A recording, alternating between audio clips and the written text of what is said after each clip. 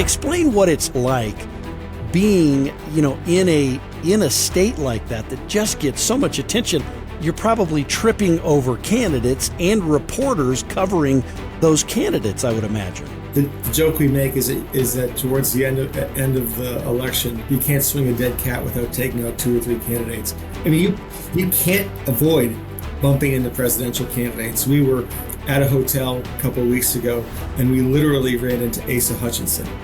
And the next day we went out to an event in Portsmouth, and we ran into Will Hurd. You just can't avoid these people. They're everywhere, and I think what it speaks to is just how much people are willing to give folks a shake, so that if you're running a strong grassroots campaign, you can break through and have an impact here in New Hampshire. But New Hampshire voters are also very strategic. For many of them, it's not their first rodeo. They want to make sure that their vote matters. Americans are capable of achieving extraordinary things when they have the freedom and opportunity to do so. This is American Potential. And here's your host, Jeff Crank. Well, thanks for joining us on another edition of American Potential. We appreciate you listening and watching on YouTube. Lots of people now watching the podcast on YouTube. And our audio and video guy, Matt West, does such an awesome job in the production. And it's really great. If you haven't checked out YouTube and our channel on YouTube for American Potential, please do that. Now, listen.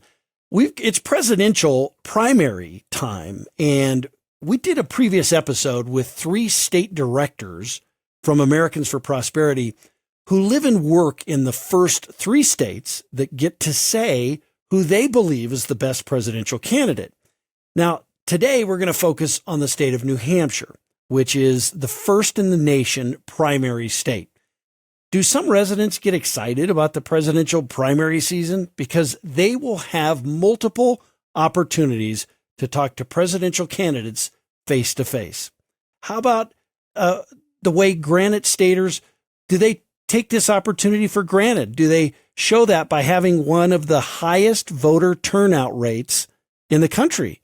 I want to welcome Greg Moore to the show. Greg is the New Hampshire State Director for Americans for Prosperity. Greg, thanks for being with us. Thanks for having me, Jeff. No, New Hampshire does not take the primary for granted. We've worked hard to secure that. We've passed laws that make it abundantly clear that New Hampshire will vote first, much to the chagrin of the national parties, and in particular the chagrin of the Democratic National Committee this year, who tried to relegate New Hampshire behind South Carolina, which will not happen, and New Hampshire will vote first. And the Secretary of State has all the authority to move it around. But the citizens of the state really appreciate it and are committed to it. To take, for example, in the last time we had 2 competitive primaries, both on the Republican and the Democratic side, there were over 550,000 people who voted in either the Republican or the Democratic primary. And this is a state that has 925,000 registered voters. Yeah. So this is something that we take seriously. We take as a responsibility. We view ourselves as the quintessential tire kickers within the primary process. We really feel as though it's our job to vet these candidates for the nation. And people regularly go to candidate events, and it's not just the activists. It's great because you go to these events. You're well past the activists. You're into people who are just really committed and curious. And to your point, there's really 3 phases of the primary, in my opinion. The first phase is a curiosity phase. That's when folks are getting in. That usually lasts up until the end of summertime. Then right about now, right about when summer's ending and we're starting to schools back in, and that's really when people start to really hone in and start to dial in on what's going on in the primary. And then you have the last month or month and a half, which I describe as the fatigue stage, where you've just been hit with so many mailers, so many TV ads, so many phone calls, so many texts, so many people at your door. It really is a case where at that point, people start to lock in who they want to support, and then they just get frustrated with all the other different campaigns and other entities continually just harassing them. But New Hampshire citizens really wait, and you'll see this every 4 years. It doesn't matter whether it's a Republican or a Democratic primary. Every 4 years, you'll see candidates who really start to move the needle basically within the last 6 to 8 weeks. And that's really when that movement starts to happen. And you start to see those shifts. Now, I can't give you a time frame on that because our primary has been anywhere from early January to the end of February. But that's usually when voters decide, okay, we're professional voters here. We have to make up our mind and let's start to take this seriously. And we're very good at it, particularly on the Republican side. And Democrats here in New Hampshire don't seem to be very good at picking who the eventual nominee is, but Republicans are very good at it. Yeah, it does seem that that's the case. I mean, not only in the primary, you've been pretty good at picking who the eventual nominee is, and part of that is when you're first in the nation, you give them that shot. If they end up winning New Hampshire, it's a real big shot in the arm for sure. But even in the general, and maybe you can explain this a little bit, the whole Dixville notch that votes the very first people to vote for president? There's actually several locations across New Hampshire. Yeah. Where the state law has an exception specifically that if everybody on the voter file has voted, then you can close the polls.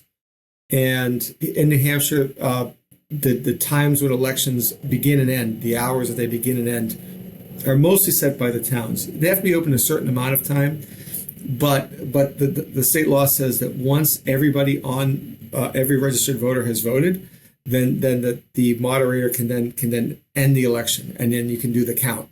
And that happens in a number of towns. Dixville Notch gets the most notoriety, but there's certainly places like Hart's location and places like that also conduct similar scenarios. And it really does become a cultural thing where everybody gets together. It's like a party, and everybody gets together just before midnight. Midnight strikes, and then everybody goes and votes, and then they close the elections, and then they announce the winners. And that's kind of a fun thing. It's not particularly determinative over who is going to end up winning the election, but it's a fun thing, and the media love it, and so they definitely follow it every year, every 4 years. I think in the case of Dixville Notch, I mean, it's a very small number of people, right, who vote there. Yeah, I think you're talking in the order of 25 voters. Right, right.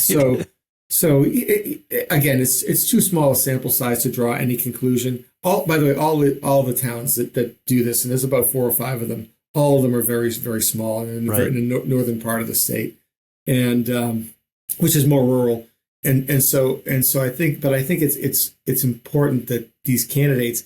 One of the things you'll see is that every candidate will have a Dixville Notch event where they go up and they try to woo the voters, this small number of voters, which probably is not the best use of the candidate's time, but they all do it because they all want to get that little juice of having won such and such a town.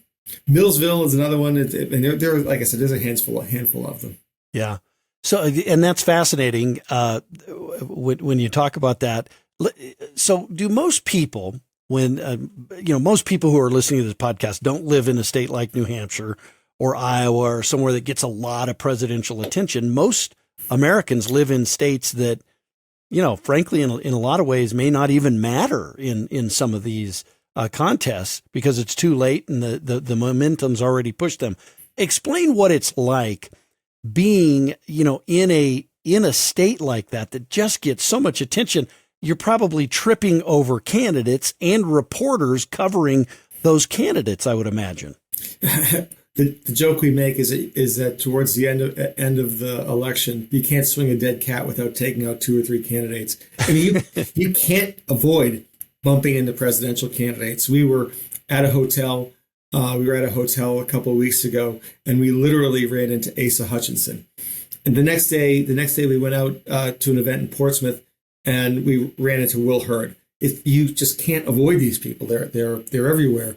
And I think what it speaks to is just how much people are willing to give folks a shake. They're absolutely willing to give folks a shake, so that if you're running a strong campaign, strong grassroots campaign, you can break through and have an outsized impact here in New Hampshire. But New Hampshire voters are also very strategic. For many of them, it's not their first rodeo. They want to make sure that their vote matters. And so one of the things that happens is, and I know there's going to be a lot of discussion about, will people get out of the race? Will people leave the race? And New Hampshire voters will coalesce around voters at the end, and you'll see that happens every 4 years, where a candidate will start gaining some momentum, and then all the voters realize that candidate's gaining momentum, and it becomes a self-fulfilling prophecy, and that candidate really takes off. As soon as it was just towards the very end of the campaign in 2000, when John McCain just started to pull ahead of George W. Bush, mostly through the strength of retail politics, and in the end, once the voters saw that, once they saw that John McCain could win this thing, he ended up winning the race by 20 points. So I think that that's sort of a dynamic that is sort of unique, and it speaks to how sophisticated a lot of these voters are. They're watching these things very closely. They cut through the white noise of all the TV ads and mailers and things like that, and they pay very close attention to the race and the race dynamics and the horse race, generally speaking. But that's really towards the very end of the campaign. This part of the campaign, you get activists. There's a common joke in New Hampshire where they ask you, "Are you supporting that candidate?" And they say, "Oh, I don't know. I've only met him 3 times." and that's something we see as it's sort of a real thing. The distinction between Iowa and New Hampshire really has to do with a caucus versus an open primary. Right. And I tell people this all the time. I said, Iowa has the most spoiled activists in the planet, and New Hampshire has the most spoiled voters in the planet. And there's a big distinction between the two. For Iowa, it's really about nailing down key individuals, key groups, because a lot of people sort of take their cue off of how certain leaders where they're going, and so the endorsements matter more. Whereas New Hampshire, it's more like a free agent nation, where everybody is doing their own assessment of the campaign. And one thing that's really weird, it's probably the only state in the country of which this is true. New Hampshire really could care less what Iowa does. The Iowa caucus is irrelevant to the voters of New Hampshire. John McCain did not campaign in Iowa, and yet he won New Hampshire both those times. You look through some of the list of winners. Ted Cruz, nope, didn't care about that in 2016. Rick Santorum won in 2012. Nope, no one here cared about that here. So it really is a dynamic where we sort of go our own way, but the states after us really do look at who's won Iowa and New Hampshire, but it's really an odd dynamic in that we just really could care less what happens in Iowa. Yeah. So, and that is interesting. And of course, we have another episode with Drew Klein, who talks about the kind of Iowa and the caucus state there. Let me ask you, though, do you have, are you in restaurants? Do people go into restaurants and having breakfast and just candidates just kind of walk in and stroll through and shaking people's hands? Or, does that happen in New Hampshire? If you go to any diner in New Hampshire in this time, you are at risk. You're at risk of a candidate walking in with 8 to 10 television cameras surrounding them. So you have to have your exit strategy planned out pretty clearly if you want to try to get out without tripping over some of these media outlets.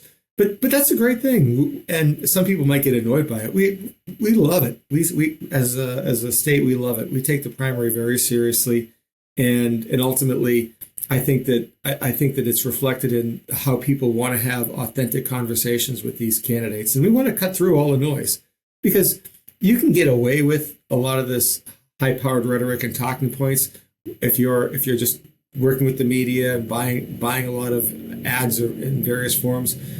But New Hampshire voters will not let you get away with just giving them sound bites. They are completely disinterested in that. And if you try that, and of course the media will then in turn follow up with the person the individual candidate spoke with, then that individual is going to say, well, yeah, that person's full of crap, or that person is just giving me blowing smoke up. So I think that it forces these candidates to be more authentic and more open, because the voters are spoiled and they expect it. Yeah. So you talked about that and being authentic. I have noticed, I've been around politics a long time, and I particularly think of one candidate. I won't mention their name. They weren't a candidate for president, but for a different office. But they would go to, a diner, or they would go to a dinner or something, and they would literally walk around table to table, and it was so kind of fake. It was just kind of like, hi, I'm so-and-so. Hi, I'm so-and-so. Hi, I'm so-and-so. And it's like, how is that an interaction?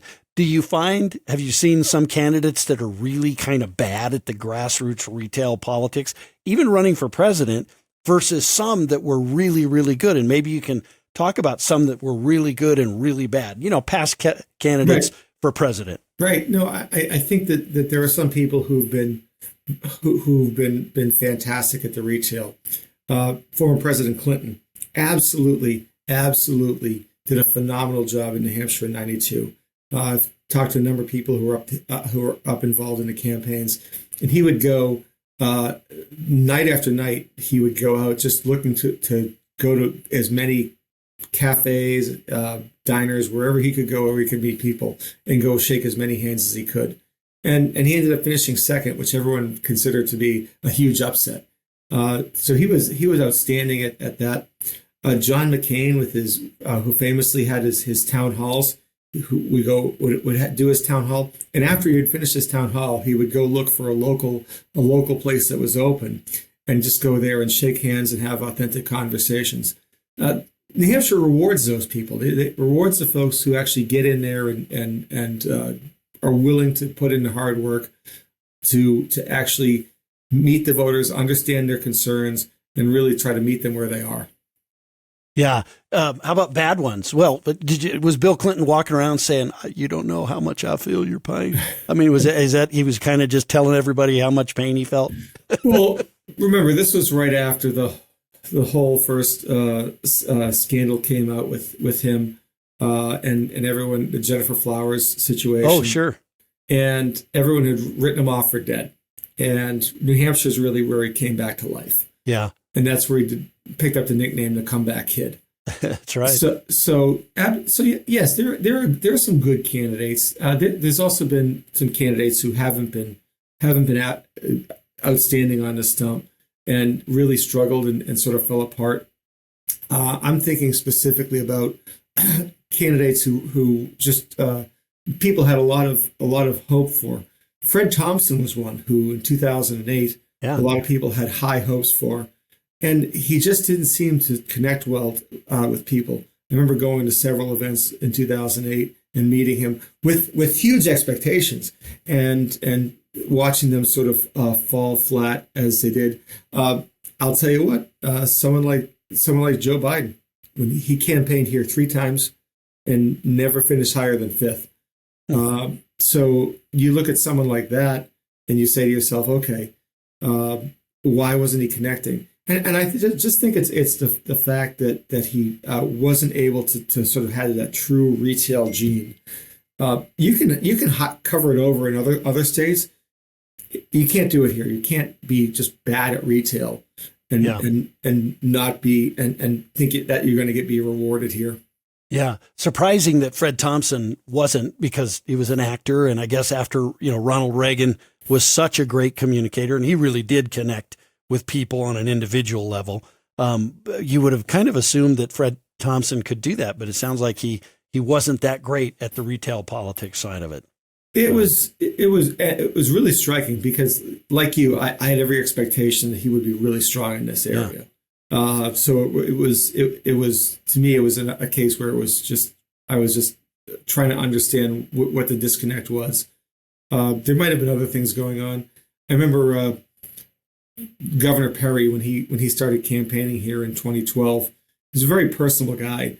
But for those people who might remember, right after in 2012, Governor Perry had back surgery just before he entered the race for president, and my understanding is he was just in a lot of pain. And so I think what happened is that his staff really didn't want to let him get in an environment. Then, oddly enough, when he ran again in 2016, he was just the opposite. He was a fantastic retail politician. So it can even show that the circumstances of your life can play a big factor in how you're able to really connect at the grassroots level. Yeah. So what was your very first presidential candidate experience that you can remember? First candidate experience was the 1996 presidential primary. That was obviously Bill Clinton was seeking a second term on the Democratic side. And there was a real Donnybrook of candidates who were running on the Republican side. Bob Dole, Pat Buchanan, Lamar Alexander. ultimately, and that was the order which they finished on. Actually, it was Buchanan, then Dole, then Alexander, as well as people like throughout the course of the race, California Governor Pete Wilson, Phil Gramm, former U.S. Senator from Texas, and Arlen Specter. It really was a smorgasbord of candidates from all across the political spectrum. Yeah. And that was a fun race to take in. I think that just watching it, that was a race where you really could see the ebbs and flows of the campaign. The most chaotic one was definitely the 2012 Republican primary, where it seemed like every month somebody else would get a bite at the apple. So it was Michelle Bachmann sort of had her day in the sun. Then Governor Perry got in the race, and he had his day in the sun until he had that unfortunate debate. And then Herman Cain had a moment in the sun, and then Newt Gingrich had a month. So every month it was a new candidate who was sort of the flavor of the month, and so that was probably the most chaotic race that I've seen here from a Republican primary. Yeah. Do you? I mean, you've been around this a long time. Do you still get excited about primary season every 4 years? I get really excited about actually meeting the candidates and watching them. I like to go to a lot of candidate events and just watch them what they do when the time between when they walk into a room and go and speak, and the time after they finish speaking, what they do before they exit the room. That to me is what defines a lot of these candidates, and are they willing to spend time talking with people, and some are more than others. And you just start to develop a gut feeling that the folks who are just happy to do those retail efforts before and after events, typically afterwards. Obviously, if you're about to make an important speech, you probably don't want to have too many distractions beforehand. But when you see someone who just gets whisked away and disappears, you start to form an opinion that maybe this person isn't going to do so hot in New Hampshire. Mm-hmm. Yeah, I'm sure that's right. How about this cycle? You've got, I mean, are all of the candidates that we see on the debate stage, and then you talked about a couple actually that weren't on the debate stage this last time. Are they all there? Do they all have kind of an equal presence, or are there some of the ones this cycle that you're seeing more than others? Absolutely. And I know it becomes a factor because when people aren't showing up, and that becomes a thing. It becomes a narrative, and that really ends up being used against that candidate. But we've been seeing probably the most omnipresent one has been Vivek Ramaswamy. He who's here feels like every week. I'm not joking, and that's not hyperbolic. Of course, it helps when you have your own private jet. But beyond that, we've seen a fair amount of Ambassador Nikki Haley. She's been in New Hampshire quite a bit.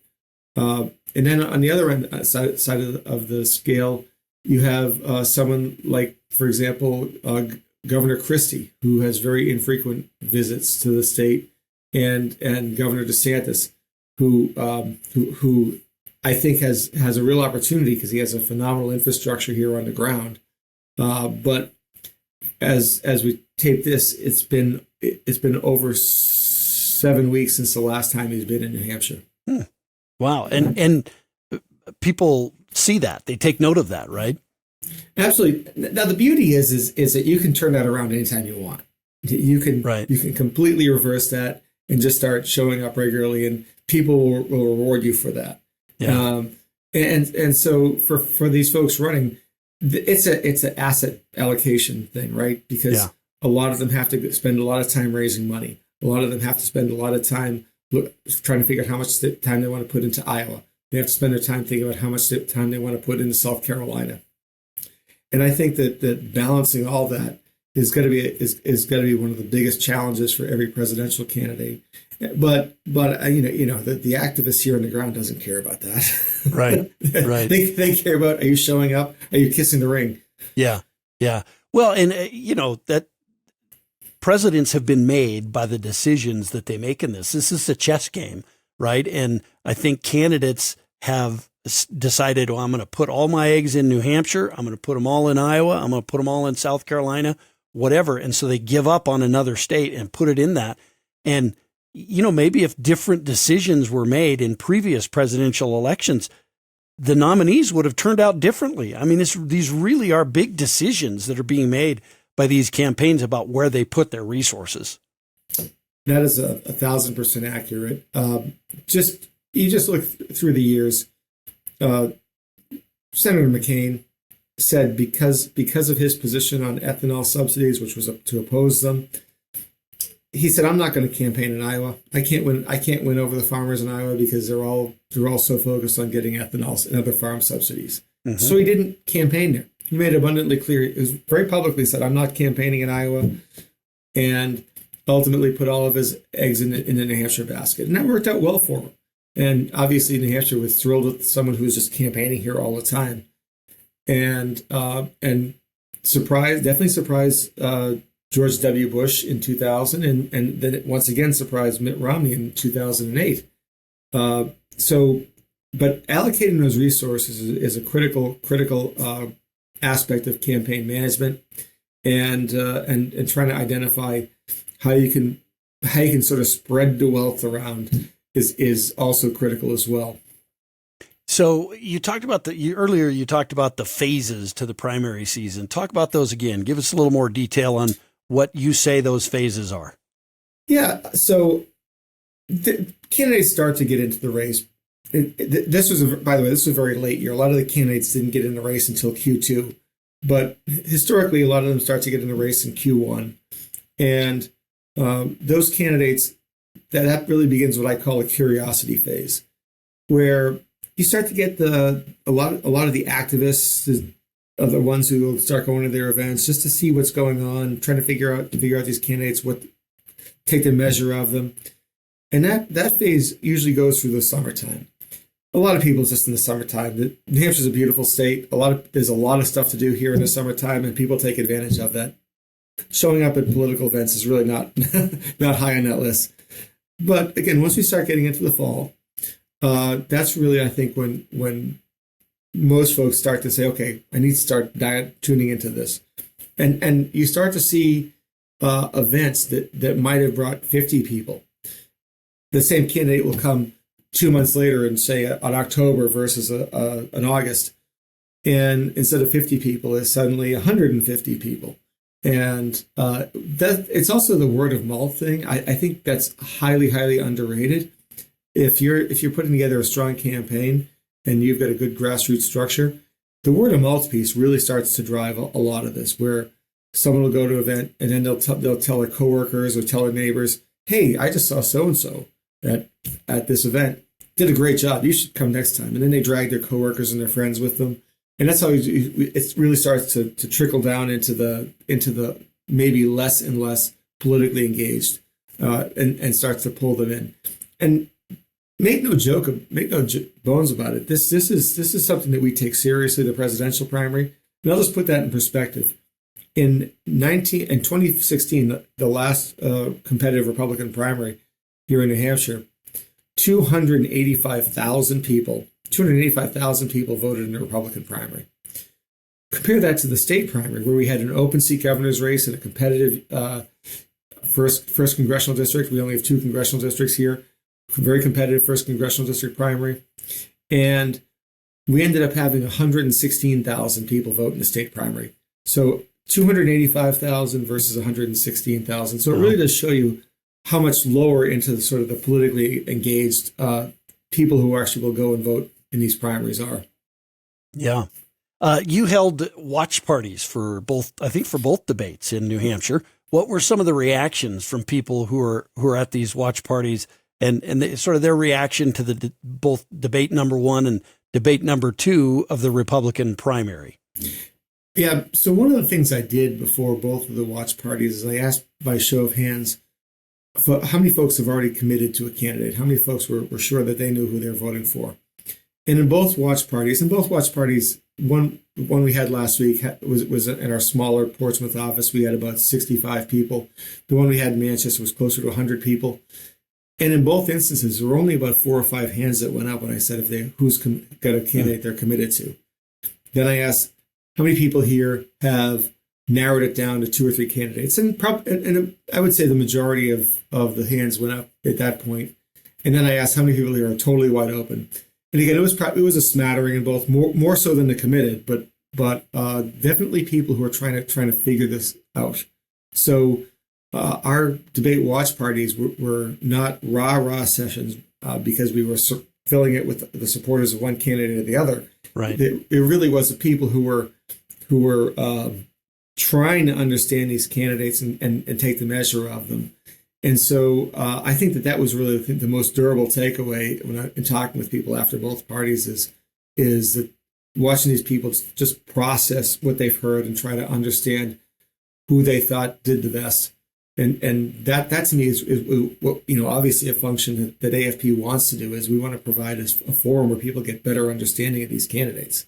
Yeah. Well, I guess final question for you. I mean, who do you think right now, as you look at it, you talked about people saying, well, I've narrowed it down to a few candidates. Who's doing well in your mind in New Hampshire?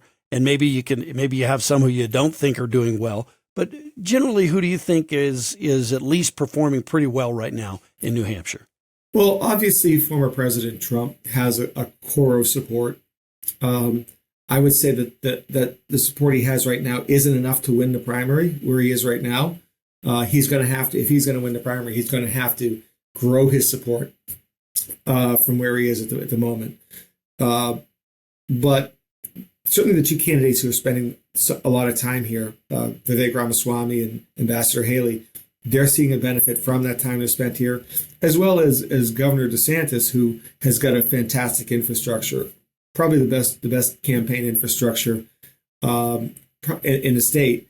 So those are the 3 who I would describe as the midfield at this point. Yeah. How about anybody who's just came out and you thought, well, they might have done better, but just aren't catching fire? I mean, probably some of the ones that didn't make the debate, I would assume. Well, that's obviously the case. Yeah. Certainly, Senator Tim Scott has done a fantastic job of driving up his favorability rating. Yeah. Nobody dislikes Tim Scott, it seems. Everyone likes him. But that favorability has not translated yet into support. But I will point out that if you have very high favorable people like you, that you are somebody who at the very tail end, particularly if the race gets a little nasty, somebody who can really pop at the end. And he's really focused on sort of building up a favorable impression of himself. And that's something that can be very beneficial as we get closer to the actual election day. Yeah. Well, Greg, I really appreciate you taking the time to kind of give us that view. Like I said, most people around the country don't get this view of a presidential campaign. So it's really pretty neat to hear from you and hear the things that are going on in New Hampshire. So thanks for your time. Absolutely. It's a beautiful state. Come and visit. You can actually show up, and chances are that if you spend a week here, you can probably see most of the candidates. That's right. All right, Greg. Hey, thanks for being with us. Look, here's the reality. This is important business. Greg talks about this and all these candidates moving in and out of New Hampshire, and it's really important to them and to their campaigns, but really important to the nation. This is a really important decision about who the nation's leader will be, who their executive leader will be. And so we can't take that for granted. Certainly the voters of New Hampshire don't take it for granted. They take it very seriously, and it's great to hear from Greg. Listen, liberty and freedom, they're easily taken for granted. Don't take that for granted. Go out there, defend freedom, defend liberty, and thanks for joining us. Thank you for listening to American Potential. You may listen to more stories from Americans working every day to expand freedom and opportunity in their communities by visiting AmericanPotential.com.